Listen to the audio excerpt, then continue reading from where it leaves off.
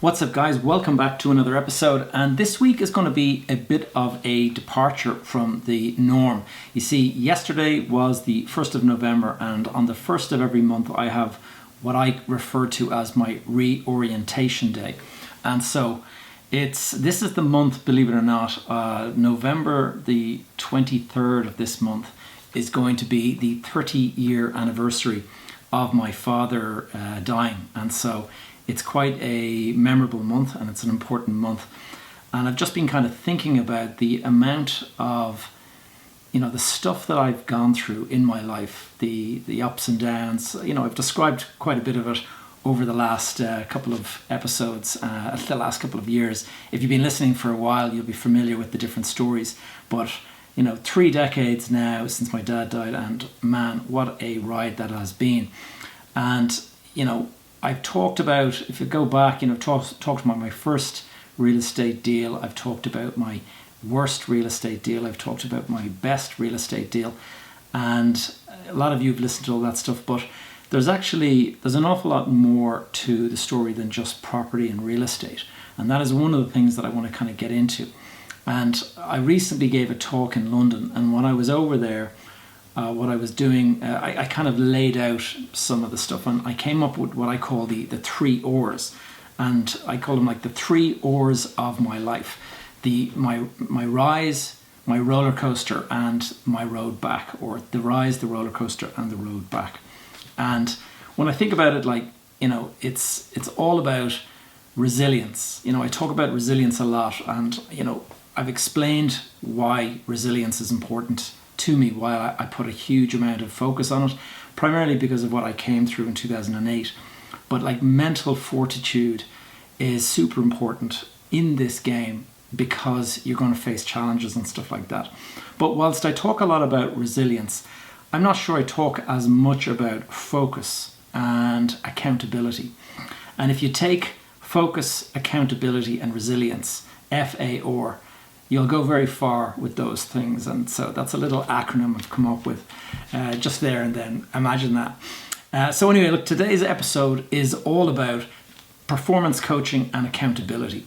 And what I'm getting at here is, we talk about real estate and we talk about property investing and all that kind of stuff, but there's a much bigger thing going on out there. We all have lives that are made up of lots of different aspects. We have, as we say, we wear lots of different hats.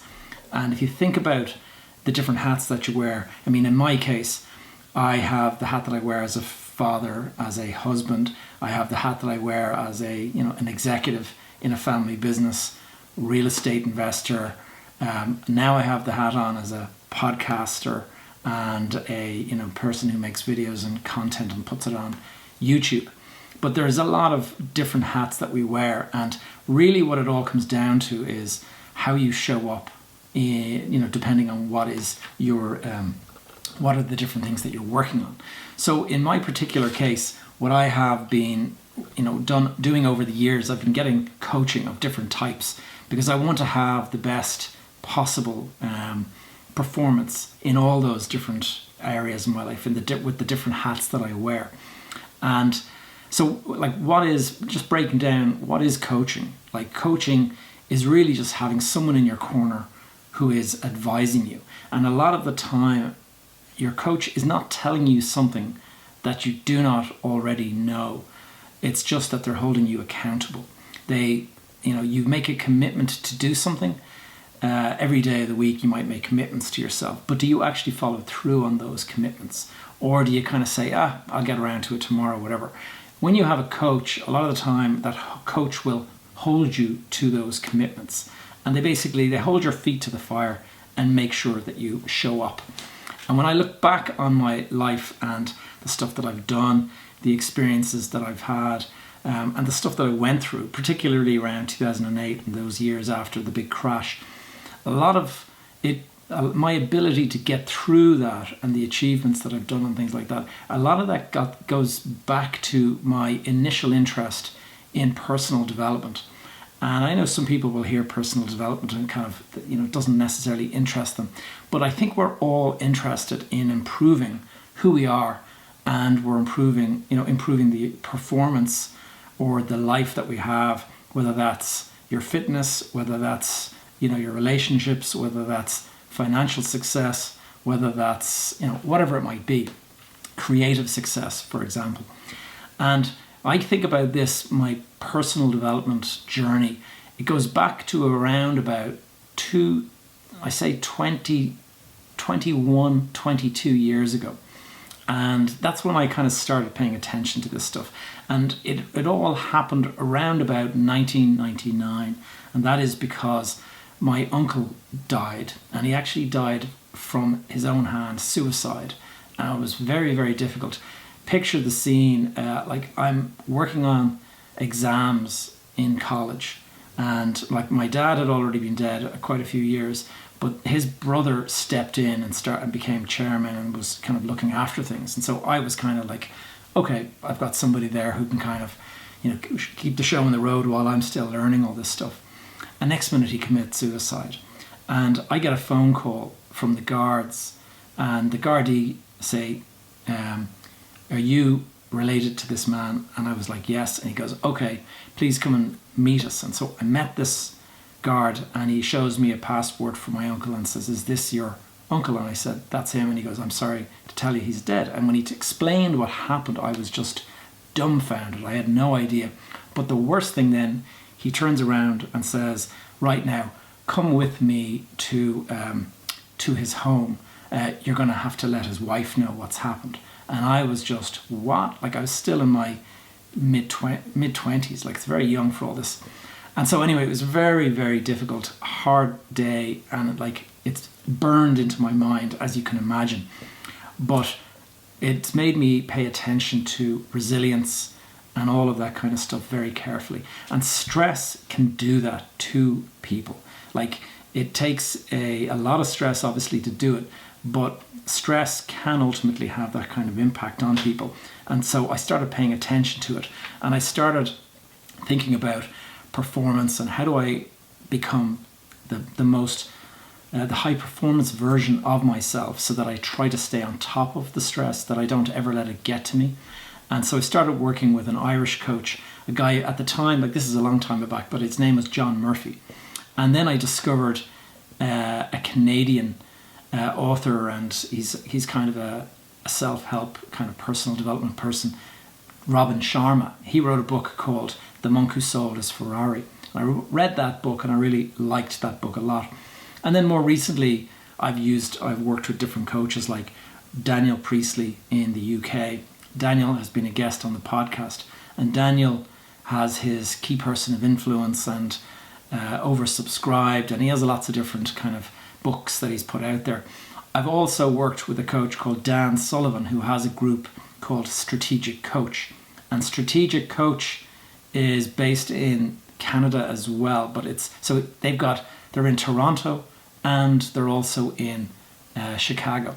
So Canada and the US, but they have these chapters around the world. So I joined that group, and then probably my current performance coach who I work with, JP de Villiers, and like I came across JP through Daniel Priestley, and he had this awful bike crash where he almost lost his life. He was in a hit and run, cycling his bike. Some guy, drunk driver, hit him, left him for dead. And I think I've had JP on the podcast as well. So all of these guys, they have phenomenal kind of coaching, great stories and things like that. And over the years, I guess I probably invested like tens of thousands of euro on coaching. And I've traveled for coaching. Like every month jump on an airplane, fly over, stay in a hotel, meet with for the coaching group and all that kind of stuff.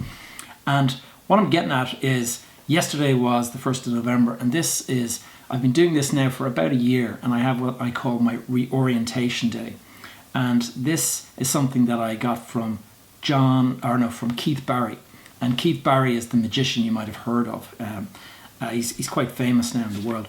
But Keith came up with this idea of reorientation. And on the 1st of every month now, I have blocked out the entire day. Obviously, within reason. Some days it gets very busy and whatever, so perhaps I'll have a minimum of a half day. Try to go for a full day. And I'll turn off the phone, and I'll just focus on me, my goals, my performance, and it's like a personal check-in. And during that, I will, check in, like, how am I doing? I'll remind myself of my goals. What I'll do, am I on course to achieve my goals? I have lots of different goals. I have my long-term goals. I call them my BHAG. I'm sure you've heard of the BHAG, an acronym before. It's big, hairy, audacious goal. And then I have medium-term goals, and then I have short-term goals. And I review every month how I'm doing on each of them. And I review, like, how has the past month gone? Like, where has my focus been? How has my energy been? How consistent have I been? Have I been showing up? And, remind myself why I am here. Like, why am I doing all this kind of stuff? And why do I do this reorientation day? Well, I do it because, as I've kind of come to realize, and I've heard this before, but there are two versions of ourselves. You listening today, there is two versions of you. There are two versions of me. There's two versions of everyone you know. And version number one is the one that you're looking at in the mirror when you wake up. And so I look in the mirror and I see a person in front of me. That is your current you. That is your, as you are today in reality. And then there's that other version of you. And that other version of you is the version that could be, the version of you that has achieved your highest potential. And, anyone listening, like, do you not want to achieve your highest potential? Like, I challenge you, do you not want that? Like, who doesn't want that? We all want to achieve our highest potential, whether that's in work, whether that's athletically, whether that, whatever it might be, financially. And so I do a thing called a massive action review. And the massive action review and it's basically, it comes around to the old saying, if you're failing to plan, then you're effectively planning to fail.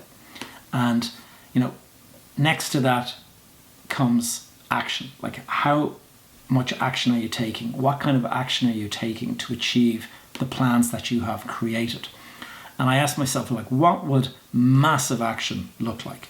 You kind of say to yourself, oh, I'd love to, get fit. Well, that's not really very specific. Like, how fit do you want to be? Do you want to run a marathon? Do you want to do a triathlon? Do you want to run and do an Ironman? Whatever it might be, you set yourself a goal. And then you say to yourself, okay, how am I going to achieve this goal? And you can go out and you can do a little bit of running every day. But what about massive action? Like, what does massive action look like? What extra stuff would you do to absolutely guarantee success? And that's what I kind of look at. And I remind myself that I do not want to play small with my life. I want to play as big as I can, achieve as much as I can. And that is really what I'm working on. And what I'm really talking about here is hitting my targets. Like, do you want to hit your targets? What are your targets? Like, the first thing I'm going to ask you guys is, are you clear on your goals and targets? If I said to you, what are your goals in November? What are you hoping to achieve in November? Are you clear on that? Like, are you absolutely clear? Stop right now and think about this. What are your top 3 goals this month? List them out. What are they? If they are not at the tip of your tongue, if you're not able to immediately say, easy, 1, 2, 3, then you're not clear on your goals. There should be zero hesitation for you to actually tell me or write down what your top 3 goals are. And if you have to think about this and deliberate on it, then you're not clear on your goals. And if you're not clear on your goals, then you're not going to hit them, because you need to be absolutely clear, like crucial that you have complete clarity as to what you're aiming for. And, the reason I say that is, any kind of achievement, whether it's a big achievement or whether it's something that's kind of hard to do or something like that, or it's a long distance, it's going to need direction, like real direction. And so consider going to the west coast of Ireland, getting on a boat and setting sail for America and saying, yeah, I'm going to cross the Atlantic 3,000 miles, and when I get to the other side, I'm going to be at New York City. Well, unless you've got a compass and unless you've got a heading, you are not going to arrive in New York by accident. It is just, you have to have clarity around what you're trying to achieve And only when you know exactly what you want to achieve can you start to establish a strategy. And the strategy is effectively the directions, if you want to use that analogy of crossing the Atlantic. Once you have your strategy, then you know what your targets and your goals are. You can start to have a better understanding of the roadmap that is ahead. A roadmap provides you with focus, and when you have focus, you can start to allocate resources. And so it's also much, much easier to say no when your priorities are clear. This ensures that you have take a much more proactive approach, and if you focus on your daily actions, that is going to deliver results. Like, don't focus on the result, focus on the actions every day. If you're focusing on the result at the end, that's not guaranteed. Like, various things can happen in between. But if you know what you're trying to achieve, and if I do this every single day for the next 30 days, I'm bound to achieve that. And that's called a leading indicator. There's two things to be looking at, to be tracking in your performance. One is a leading indicator, and the other is a lagging indicator. Your results are lagging indicators that you were on the right track, but you need to have a leading indicator. You need to know before you set off on the journey, what are the milestones you're trying to achieve. If you arrive at the goal and well done, you've arrived at the goal, but that's only a lagging indicator. It's hard to track if you're waiting to know at the very, very end of the result. So where should you start if you are going to try and work on all this kind of stuff? I suggest you start with what I call my vision and values. And your vision is very, very, crystal clear, vivid visualization of what it is you're trying to achieve. Like, what do you want your life to look like, say 10 years from now? And what I'm talking about is, when I say vivid, I mean absolutely create like a lifelike picture in your head. Close your eyes and think about, what does your life look like? With such clarity or such vividness that you can smell it, you can actually hear it.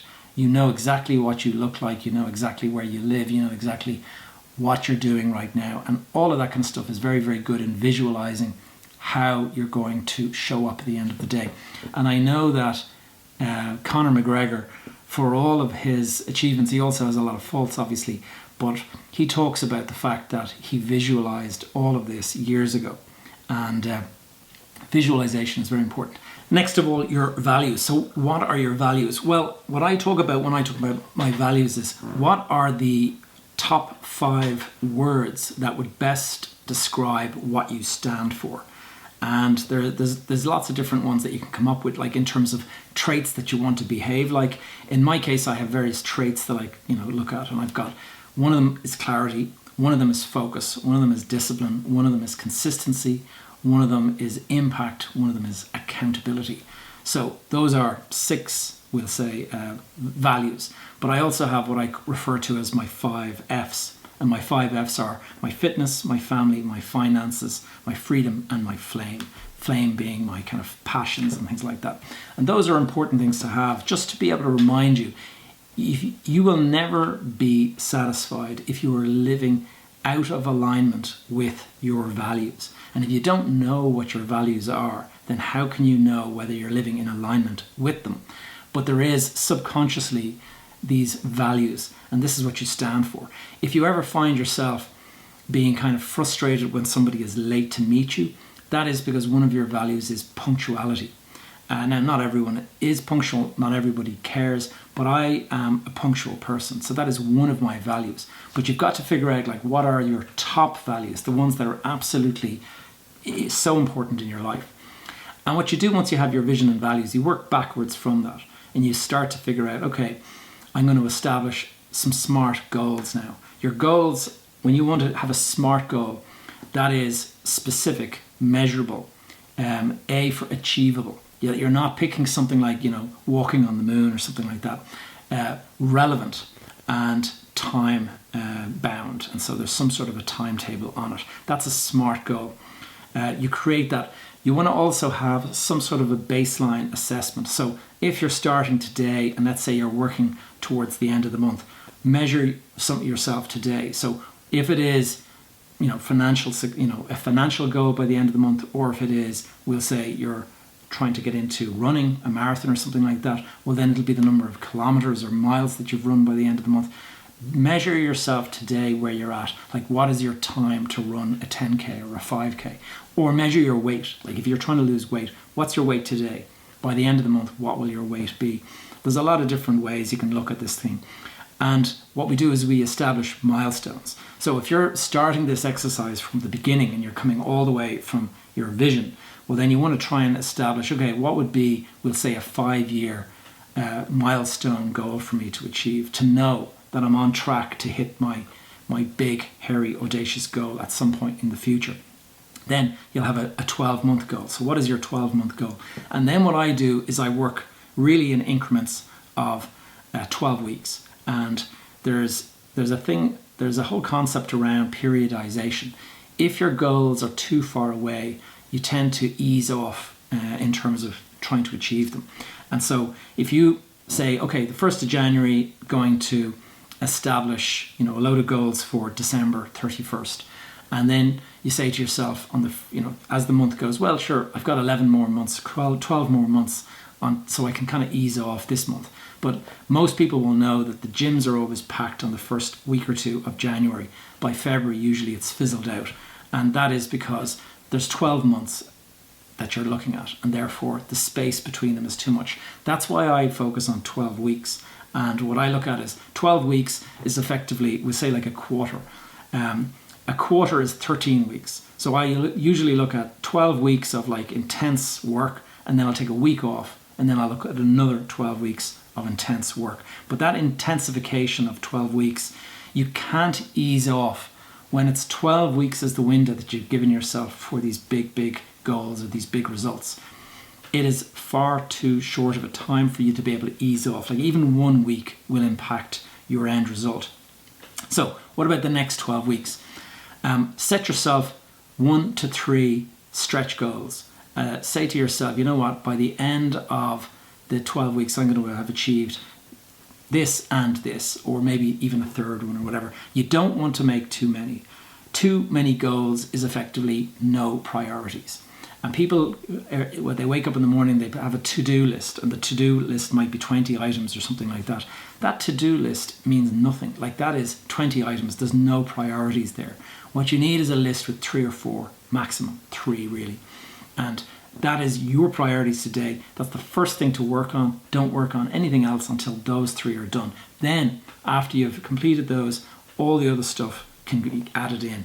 But do not start your day with like 20 or 30 items on a to-do list. Track your leading indicators. As I said before, like, work back and figure out, like, what is a leading indicator. If I'm trying to run a marathon, well, then a leading indicator will be the number of miles that I run each day.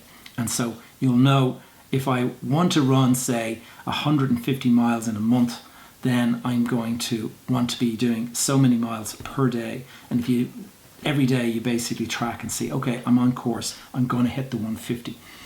You cannot control your outcome necessarily, because there's a lot of things that can get in the way. People, you might make an offer on a property and you say, I'm going to have bought a property by the end of the 12 weeks, but the one property that you offer on may actually be rejected, or somebody overbids, or whatever it might be. And so that is not really something that's in your control. The outcome is outside of your control. But what is in your control are your daily actions that stack the deck in your favor. So if, for example, you want to become a property investor in the next 3 months, what you would do is you would say, right, I can't guarantee that I will own a property at the end of the 3 months, but how can I stack the deck in my favor? Well, I can review 10 properties a day on the paper or online, and I can choose at least 1 or 2 or 3 that I'm going to kind of study a little bit more in more detail, and I'm going to go and inspect at least 2 a week, and I'm going to make an offer when I find one that is appropriate. And that way, at least by the end of the month, you'll have assessed 300 opportunities. You'll have organized an inspection of, we'll say, maybe 30 of them, or something like that. Well, maybe 30 is too much, but you know what I'm getting at. Basically, you break it down into actions, and you there's a thing called, when we're looking at creating sales, in a business, one of the things you should look at is your laps. Your laps are your leads, your appointments, your presentations, and your sales. And if you were trying to make sales, you say, okay, I need to have 100 leads a month in order to achieve 2 sales in a month. And you say to yourself, what do you mean by that? 100 leads, like it's 100 people coming across your advertisement or something like that. And of those 100 people, maybe 30 of them are going to say, okay, this is interesting, let's reach out. They click a button, the next minute they make an appointment with you to sit in front of them and give a presentation as to what it is you sell or your product or something like that. So how many of those? Maybe you'll get 30. And of the 30 that are booked, how many actually turn into presentations where the person doesn't cancel at the last minute or whatever? That might be 10. So you might actually give 10 presentations. But of the 10 that you give, you'll probably end up selling to 2 people. And so you started with 100 leads, you end up with 2 sales. But if your product is, we'll say 5,000 or whatever like that, that's 10,000 a month that you're delivering in sales. Now, but you need to deliver 100 leads in order to meet that. One of the things that I have brought in is what I call super activation mode. In fact, let me give the attribution to the correct person. Keith Barry talks about super activation mode. And clear stretch goals, like you need a daily reminder. And as I said earlier, if you're not clear on your goal, then it should be at the tip of your tongue. When you wake up and get out of bed in the morning, the first thing on your mind should be your 3 stretch goals that you're working towards for the end of the 3 months or whatever, the 12 weeks. And then at the end of the day, in the late afternoon, you should review your performance today. How did you do? How did I show up? How could I have improved today? All of that kind of stuff. What one thing could I have done did it go well? If it didn't go well, what's the one thing I could have done that would have made it better? And let me implement that tomorrow. Whose help can I enlist? Tomorrow I'm going to enlist such and such a person's help. And there's the who, not how is a concept from Dan Sullivan of Strategic Coach. And the idea of who, not how is that rather than you going out and learning how to do something from scratch, which will take maybe months or whatever, there's a person out there who already knows how to do this, and you basically go to that person and they are your who. And that allows you to do an awful lot more to basically leverage time and magnify your results. Now, as you can tell, I am super passionate about all of this. This is what I refer to as radical accountability. And believe it or not, I was talking to a friend today about this, and we were saying, radical accountability, it's so up my street. And he was saying, why aren't you doing something in that space? And I was saying, well, real estate is my space. And he goes, yeah, but hold on. You should work within your nature. If real estate is one facet of your life, but you've got all these other facets, why not, do something that kind of incorporates those as well? So I am working on a brand new program that I'm going to be introducing next month. And the idea is make 2024 your best year ever. And so if this sounds like something, it's effectively an accountability group, but I'm planning to launch this. And the idea is that we'll start in December with a couple of meetings just to basically establish your plan. And then on the 1st of January, we kick off the 12 weeks. And at the end of the 12 weeks, you'll have established something really significant. And that is, it's going to involve weekly check-ins. There's going to be monthly accountability sessions, and there's going to be kind of a group format. So there's going to be support, encouragement, motivation. I'm also creating an elite or like a select version of it, like a VIP, and that is going to be, I can only do it for 5 people, but it is going to be working directly with me as your coach and advisor.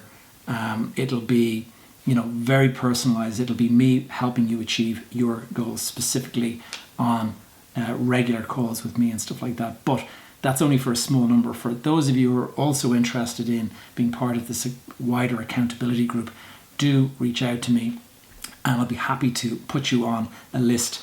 I'm just going to make sure that I keep this tight enough. It's not going to go out to the whole world. It's really going to be people that are into this kind of thing, that really that are likely to kind of jump at the opportunity to be a part of this. And I know a lot of people out there, they are focused on kind of high performance and stuff like that. So it would be great to meet with some of you guys. If you're in my accelerator, you're going to be part of that accountability group anyway. So guys, until next time, I hope you found this one useful. Remember, patience and discipline. Stay grounded. I'll catch you in the next one.